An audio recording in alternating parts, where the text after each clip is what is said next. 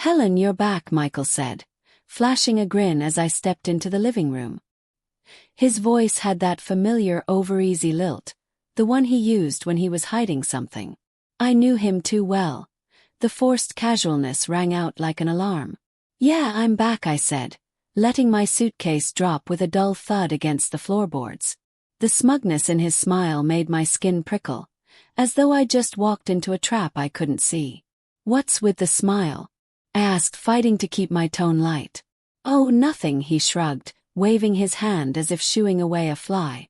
But then, unable to keep it to himself, he straightened and announced, with a flourish of a magician revealing his trick, "Well, I guess you'll find out soon enough. I made a big business move while you were gone."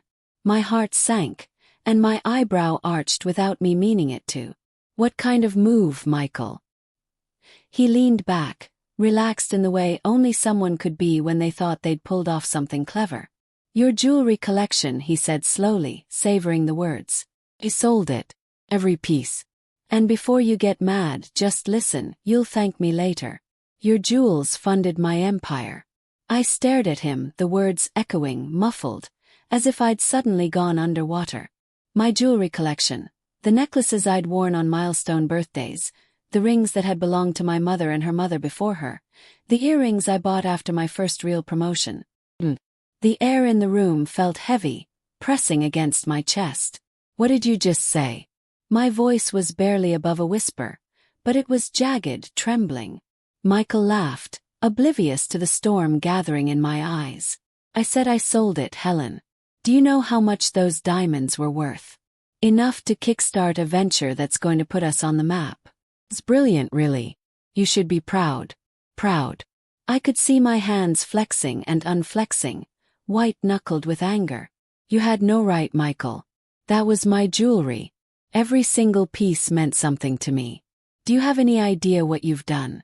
He just rolled his eyes, his patience thinning. "Oh, come on. It's not like you ever wore half of it. It was just sitting there collecting dust. Now it's actually doing something useful," he said, as if practicality could justify betrayal. Here's the thing about Michael. His ambition is a living, breathing thing. It's infectious at first. I remember when we met, how that drive pulled me in like gravity. He could see possibilities everywhere, opportunities in every crack and corner. But over time, I'd seen how his vision left little room for anyone else's dreams, or for boundaries. The charm that once felt electric had started to feel like static, energy that burned instead of warmed. I always thought I'd know where the line was, but now I realized Michael never saw a line at all. The jewelry wasn't just about money, not for me. Each piece was a marker, a memory. The sapphire ring my grandmother gave me after her cancer went into remission. She pressed it into my palm and said, "For your strength." The diamond bracelet my mother wore on her wedding day. She let me try it on when I was a little girl, promising I'd wear it at my own wedding someday. The gold pendant I bought after my first big job, a symbol that I could stand on my own. Michael hadn't just sold expensive objects. He'd erased parts of my history, wiped away stories that only I could tell. But what Michael didn't know, what made the arrogance in his smile nearly unbearable, was that I wasn't as naive as he thought. The last few years changed me. After hearing about those break-ins in the neighborhood, about precious things vanishing in the night, I'd gotten careful. I'd hidden tiny tracking devices in the clasps and settings of my most valuable pieces, a quiet insurance policy against the unexpected. Inside I was a storm, but I forced myself to stay controlled. If I'd learned anything from Michael, it was the power of keeping your cards close. He thought he'd won, but the game had only just begun. That night, I sat on the edge of my bed, staring at the empty space where my jewelry box used to rest. The absence was louder than any argument we'd ever had, a silent accusation. I ran my fingers over the impression in the velvet lining, recalling each piece as if I could summon them back by memory alone. My grandmother's sapphire, my mother's bracelet, the pendant I'd bought for myself, the tiny diamond studs I'd splurged on after a breakup to remind myself I was whole. Every piece mattered. And Michael had tossed them away, pawns in his relentless pursuit of success. My phone sat heavy in my hand. I wanted to call him, to unleash everything boiling inside me, but I knew nothing would reach him. He'd just deflect, rationalize, twist my anger into something unreasonable. Instead, I opened the tracking app I'd downloaded months before. The screen flickered to life, a map of the city pulsing with tiny red dots. My breath caught. They were all still active. My sapphire necklace was at a consignment shop downtown, shining coldly on the map. The bracelet had traveled farther, already moved to a warehouse on the city's edge. The app tracked every movement, every transfer, time-stamped and precise. For the first time since I'd walked through the door, I felt a flicker of hope. Michael thought he'd been clever, but I had a record, undeniable proof of what he'd done. I called Megan, my best friend, my sounding board, the one person I trusted to have my back. "Megan," I said, my voice raw, "you're not going to believe what Michael did." She groaned, a familiar sound. "What now?" I told her everything. The sale, his insufferable pride, the tracking devices. She listened in silence, the kind that means she's already plotting next steps. When I finished, she didn't hesitate. "Helen, you have to go to the police," she said, her voice hard as steel. "I will," I said, feeling a new resolve settle over me. "First thing tomorrow." We hung up, and I stared at the glowing dots again. For once, I had the upper hand. I wouldn't let Michael's ambition erase me. That night, sleep came in broken fits. I kept replaying the moment he told me, his arrogance, the way he dismissed my anger as if it was just another obstacle to bulldoze. But now I saw him more clearly than ever. Michael wasn't unstoppable. He was reckless. And this time, he'd underestimated the person who knew him best. The next morning, I dressed with purpose, choosing a simple blouse and jeans, clothes that made me feel grounded. I walked into the police station with my phone clutched in my hand, my chest tight but my resolve unshaken. I'd never filed a report before, never thought I'd have to stand up for myself in such a public way. But Megan was right. If I let this go, Michael would just keep taking, keep pushing until there was nothing left. At the front desk, a kind-eyed officer greeted me. "How can we help you today?" I took a deep breath, steadying myself. "I'm here to report a theft," I said, and for the first time since I'd come home, I felt the faintest glimmer of hope. I wasn't just reclaiming my jewelry.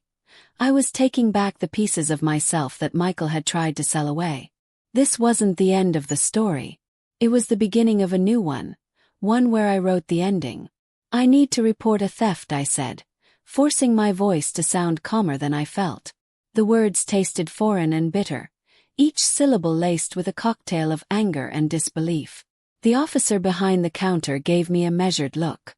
"Was it your property?" he asked, his tone neutral, almost clinical.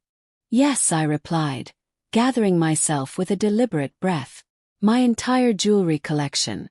It's all gone, sold without my consent." His eyebrows climbed in surprise, but he didn't waste time. He gestured for me to join him at a desk tucked away from the main foot traffic, away from the humdrum of other cases and complaints.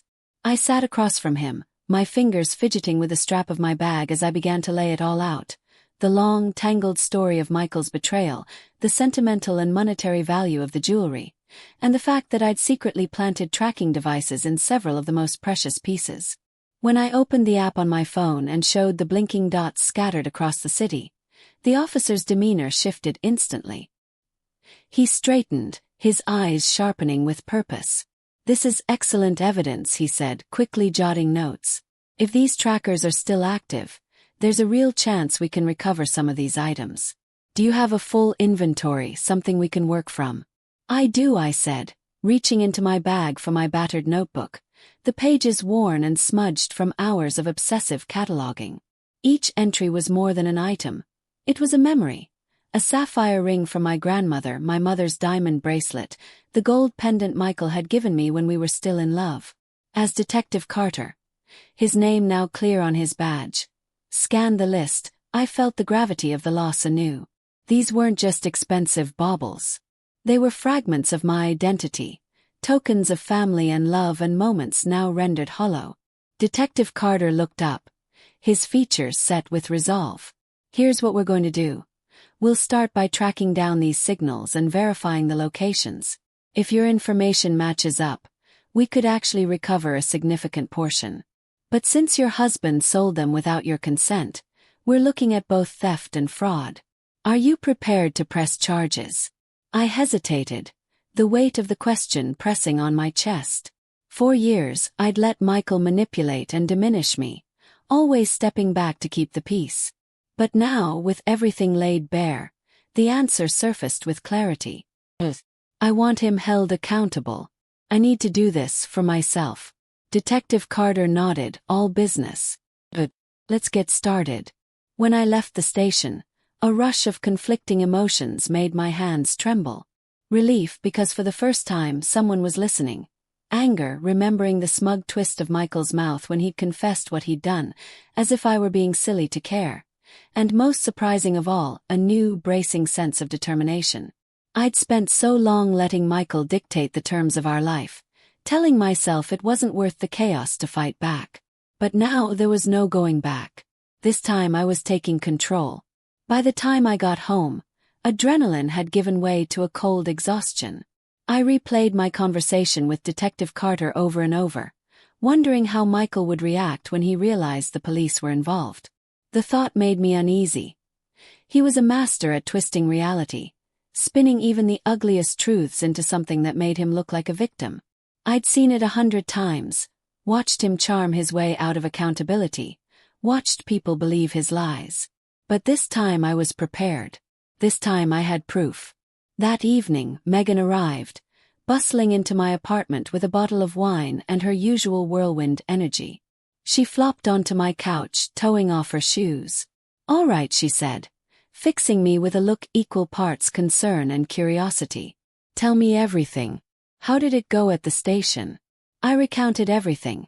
The evidence, Detective Carter's promise to use the tracking data, and the strange, empowering feeling of finally being taken seriously. Megan listened, her expression shifting from outrage to admiration and back again. "You're handling this better than I would," she finally said, shaking her head in disbelief. "If it were me, I'd be at his office right now, flipping every desk in sight and screaming bloody murder." I laughed for the first time in days, the sound of it surprising me. Trust me, the thought crossed my mind. But the police have the tracking info, and that's my best chance at getting my things back. I have to trust the process, even if it kills me. Megan raised her glass, her eyes fierce. "To you. For not letting that smug jerk get away with it." The toast felt like a small act of rebellion, a promise to myself that I wouldn't back down. The next morning my phone rang. Detective Carter's voice was brisk and focused. "We verified the locations of several of your items," he said. "2 are at a consignment store downtown. Another's turned up in a warehouse. The store owners are cooperating, and we're moving forward with retrieval. I'll keep you posted as things progress." Relief surged through me, so sharp it almost hurt. "Thank you," I whispered, gripping the phone as if it were a lifeline. "Does this mean I'll get at least some of them back?" "It looks promising," he replied. "But I want you to be prepared. This investigation's expanding.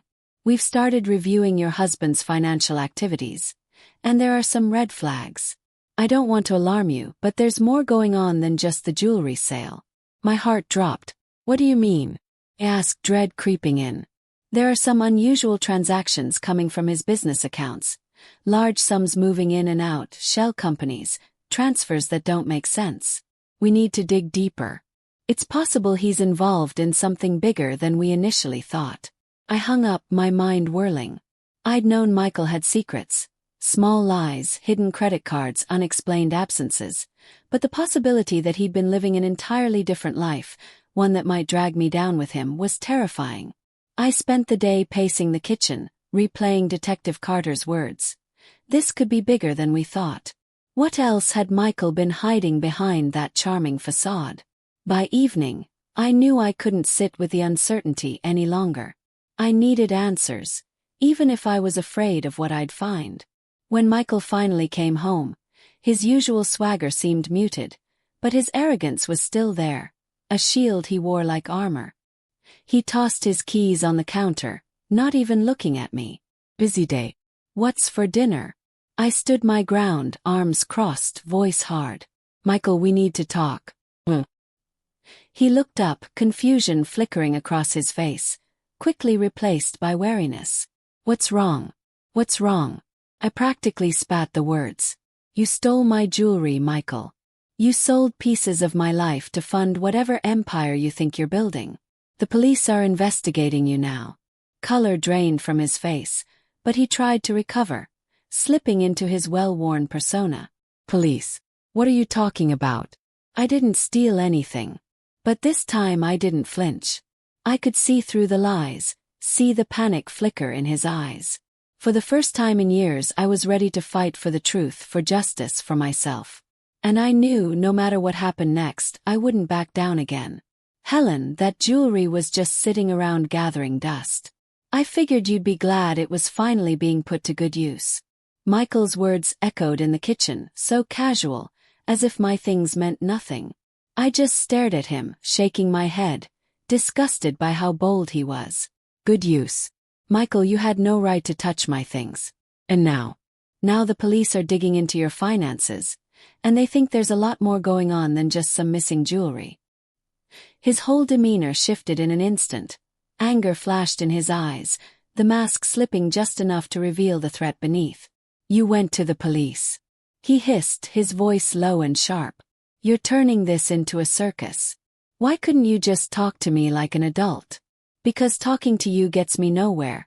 I snapped back, my voice trembling but determined. You always twist things, always wriggle out of trouble. This time there's proof, and you can't talk your way out of it. I'd spent years letting conversations dissolve into confusion, always second-guessing myself, but not anymore. Michael glared at me. His jaw clenched so tightly I could see the muscle pulsing.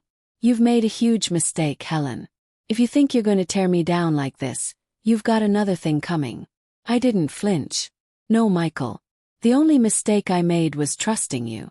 That ends now. The words tasted strange on my tongue, but I meant them. The silence between us thickened until it was nearly suffocating. He just stared, his usual self-assurance slipping away, and for once, he had no quick comeback, no smug excuse, no confident smile. He stormed out, slamming the kitchen door so hard the glasses in the cabinet rattled. I stood there, heart pounding, the echo of the door slamming ringing in my ears long after he was gone. This wasn't just about getting my things back anymore. It was about taking back something I'd lost slowly, year by year. My sense of self, my right to draw boundaries, my courage to say enough. I wasn't backing down. Not now, not ever again. The next day, the phone rang. Detective Carter. His voice was calm, measured, but every word landed heavy, each syllable a reminder of how far things had spun out of control. Mrs. Parker, we've recovered 3 of the items so far, including the diamond bracelet and the sapphire ring. The others are being traced, but we've hit an unexpected development. What kind of development? My grip tightened on the phone, fingers aching, as if holding on harder would keep the rest of my world from slipping away. We've found financial transactions linked to your husband's business. Fraudulent activity, he said. Some of the money lines up with the sale of your jewelry. Some of it points to other accounts. It's raising red flags. We're expanding the investigation. I sank down onto the nearest chair, the weight of it all pressing on my chest. Michael wasn't just selfish. He was reckless, possibly criminal. What does this mean for me? I managed to ask, barely above a whisper. For now, you're not implicated, Mrs. Parker, Detective Carter replied. Just keep cooperating. Give us whatever information you can. Your husband's actions could have serious legal consequences. I hung up, staring at the phone, numb. Selling my jewelry was one thing. An act of betrayal, yes, but nothing compared to this. Fraud. Embezzlement. I felt like I'd been living with a stranger, a man who wore a familiar face but carried secrets darker than I ever imagined. I wondered how many clues I had missed, how many times I had ignored a gut feeling or let myself believe Michael's easy explanations. That night, needing to hear a voice I trusted, I called Megan. The police think Michael's into something bigger, I told her, pacing the living room, feeling the old floor creak beneath my feet. They're looking into his business accounts. Megan didn't sound surprised. Honestly, Helen, I'm not shocked. He acts like the rules don't apply to him. I always figured it was just a matter of time before something caught up to him. But how did I not see this? I blurted, my voice cracking with guilt and disbelief. I married him. I trusted him. Now it all feels like a lie. Megan's voice softened in a way only a true friend's could. You couldn't have known, Helen. He's good at hiding things, at manipulating people. This isn't your fault. You're doing the right thing by standing up for yourself. Her words helped a little, but the anger and betrayal kept churning inside me, refusing to settle. I replayed memories, conversations, moments when I'd felt uneasy but brushed it off. I wondered what else Michael had hidden, what other lies were waiting to surface. Later that night, Michael came home. All his usual swagger was gone, replaced by a storm of frustration and anger simmering beneath the surface. He barely looked at me as he dropped his keys onto the counter. I know what you've been doing, he said. His voice low, almost venomous. The police, the bank. Do you have any idea what you've done? I stared right back, refusing to let him see me flinch. I didn't do this, Michael. You did. And now you're finally facing the consequences. My voice was steadier than I felt, but I held my ground. He laughed, a bitter, ugly sound that didn't reach his eyes. You think you've won. This isn't over, Helen. You're right, I said, my resolve hardening. It's not over. But it's not up to you anymore. For the first time, I saw something flicker in his expression, fear. Just for a moment, but it was there and it gave me strength. The next morning, Detective Carter called again. Mrs. Parker, we've recovered several more pieces from your collection. They turned up at a private auction house downtown. Relief swept over me, mingled with exhaustion. Does that mean I'll get them back soon? My voice was shaky, hopeful and wary all at once. Yes, he said. We're working through the legal process now. But there's more. The financial records tied to your husband's business show evidence of tax evasion and embezzlement. This case is growing. By then, nothing surprised me. The man I thought I knew was gone, replaced by someone whose true nature was only now being dragged into the light. Michael wasn't just careless. He was rotten to the core. I thanked Detective Carter and hung up, feeling my resolve settle into something solid.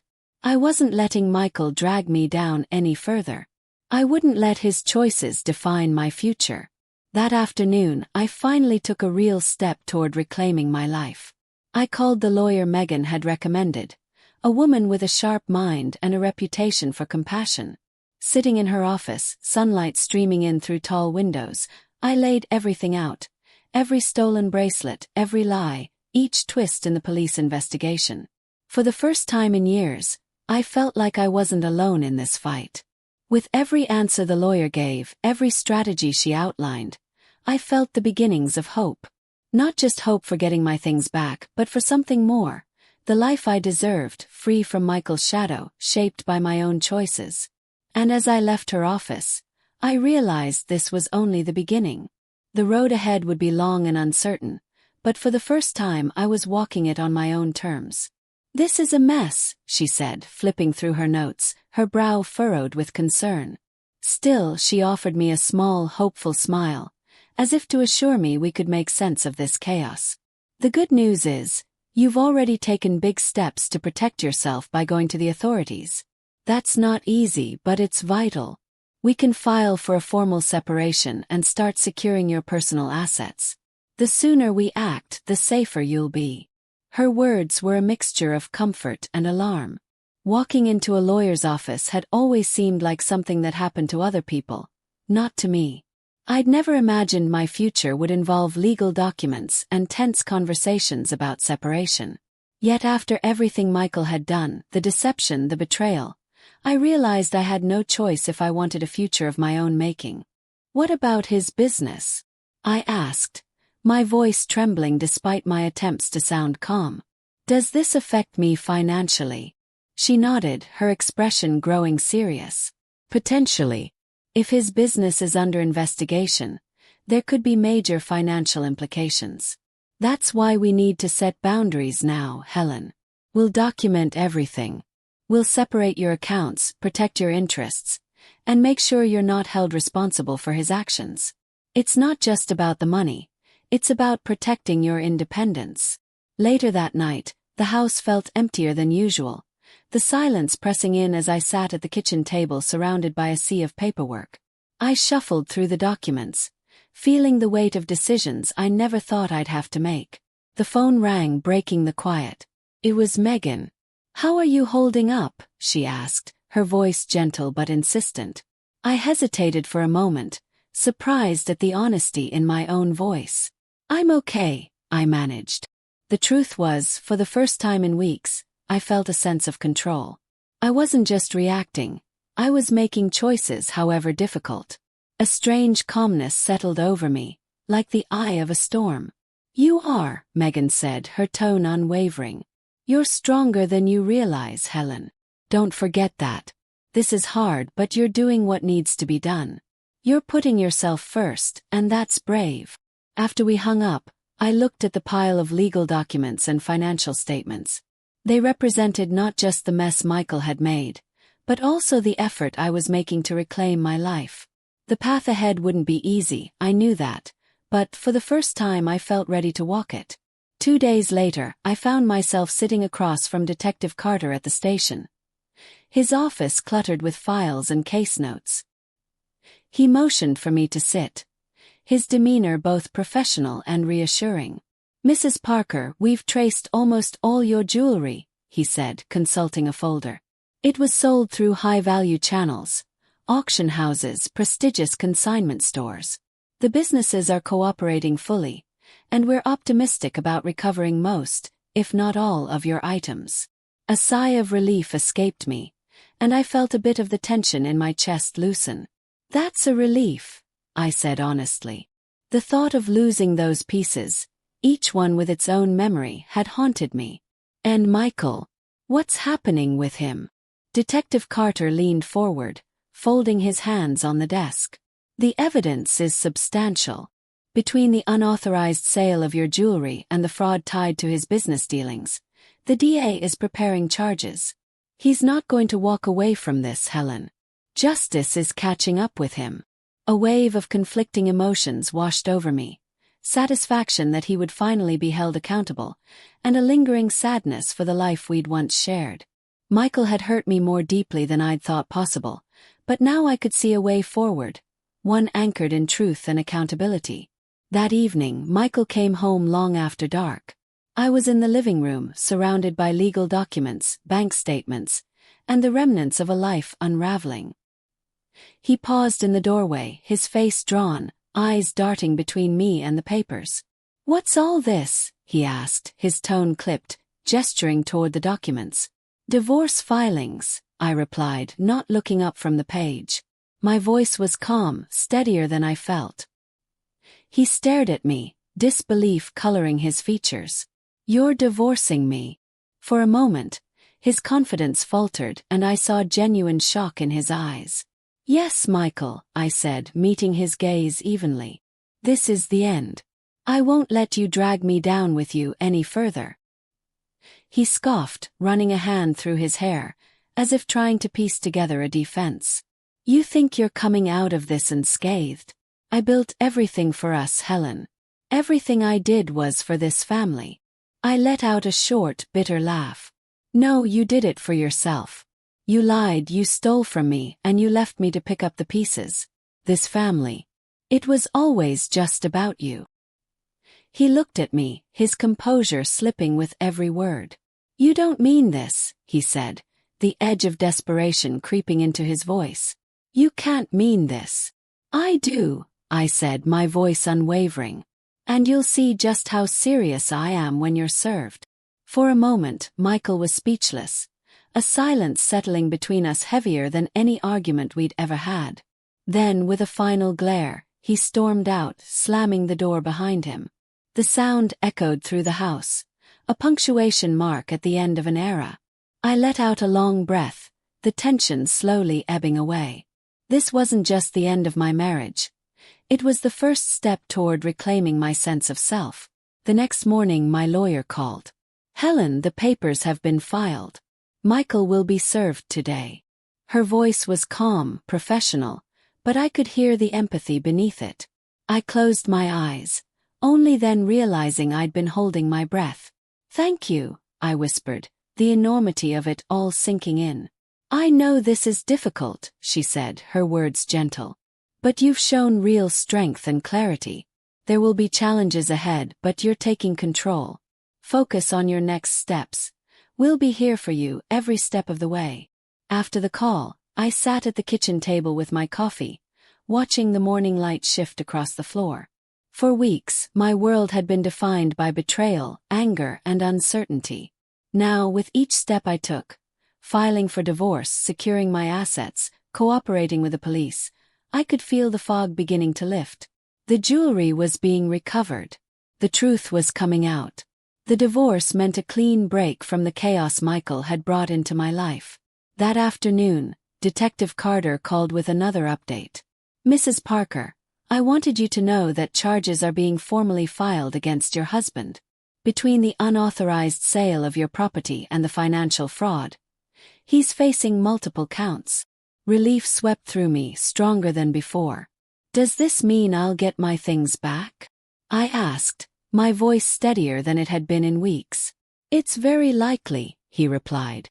"The evidence is strong, and the cooperating parties have agreed to release the items as soon as the case proceeds. But more importantly, he's finally being held accountable for his actions. That's a significant victory for you."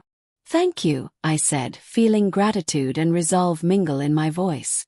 When I hung up, I sat quietly for a moment, letting everything sink in. The anger that had fueled me for so long was gone, replaced by a calm determination. I realized that while the road ahead would not be free from obstacles, I was no longer shackled by fear or uncertainty. This was the beginning of my new life. A life built on honesty, strength, and the hard-won knowledge that I could weather any storm and come out whole on the other side. I wasn't obsessed with getting revenge or making Michael pay for what he'd done. That kind of bitterness just didn't appeal to me anymore. Instead, I felt a deep exhaustion, as if every bit of anger had been wrung out of me. I was simply done with it all, ready to move forward and leave the past where it belonged. That night, I went out to dinner with Megan, who had become my steadfast anchor through the chaos. She grinned as she raised her glass, her eyes sparkling with warmth. "To Helen," she declared, "the woman who didn't just survive, she thrived." I burst out laughing and clinked my glass against hers, feeling the first genuine lightness I'd experienced in months. "I don't know if I'd call it thriving just yet, but I'll take it," I replied, half joking, but secretly hoping that maybe it was true. Megan leaned in, her expression turning serious in a heartbeat. "You're stronger than you think, Helen," she said quietly. "You took control when it mattered most. Don't forget that." Her words echoed in my mind as I drove home alone that night, the city lights blurring past. I realized that, for so long, I had let Michael's ambition and manipulation eclipse my own self-worth. I'd become so used to shrinking myself, making room for his needs and his schemes, that I'd almost forgotten I had dreams of my own. But now, looking ahead, there was a sense of limitless possibility, an open road stretching out in front of me, waiting for me to choose my direction. A week later, my phone rang.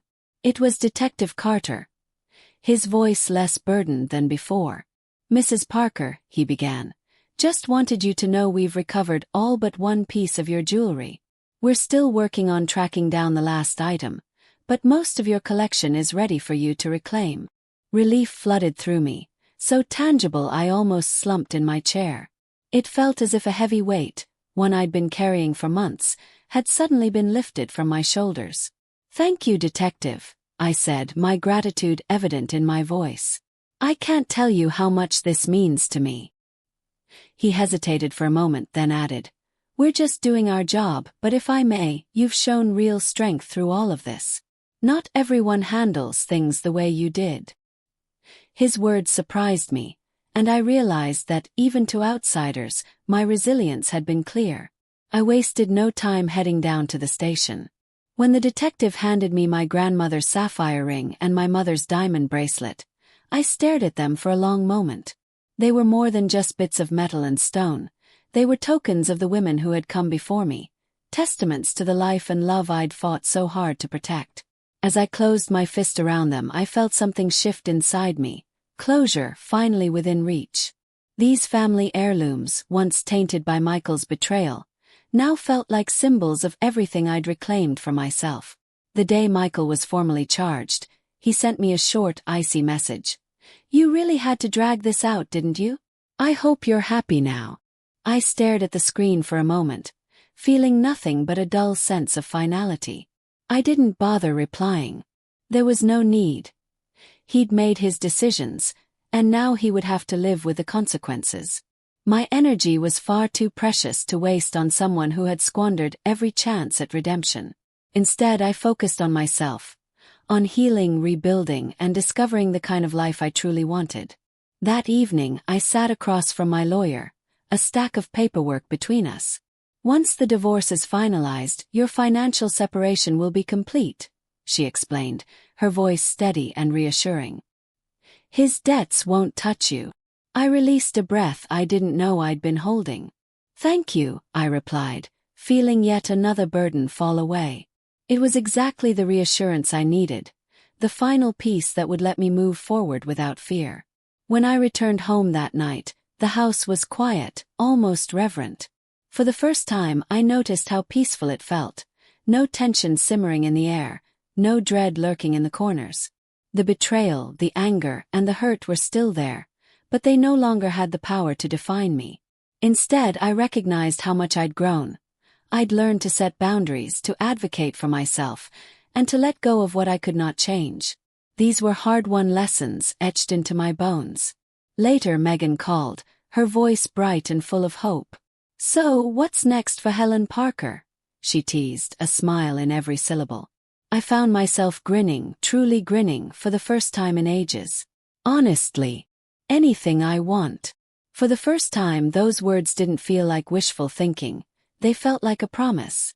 After hanging up, I wandered through the house, trailing my fingers along the walls and letting each room remind me of its new purpose. It wasn't just a house anymore. It was my sanctuary, my space, a place where I was finally safe and truly at home. As I stood by the window, looking out at the world beyond, I felt lighter than I had in years. Michael's actions had tested me in ways I could never have imagined, but I'd come through stronger, more self-assured, and no longer afraid of what the future might hold. For the first time in a long while, the future belonged to me, and I was ready to shape it on my own terms.